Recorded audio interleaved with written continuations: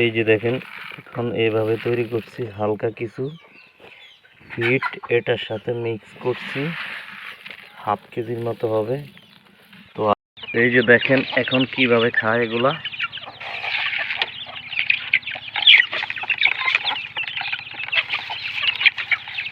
এই যে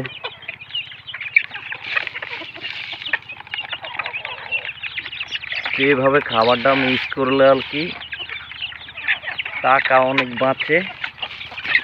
তো যেমন 1 কেজি ফিডের দাম হচ্ছে বাজারে 70-75 টাকা।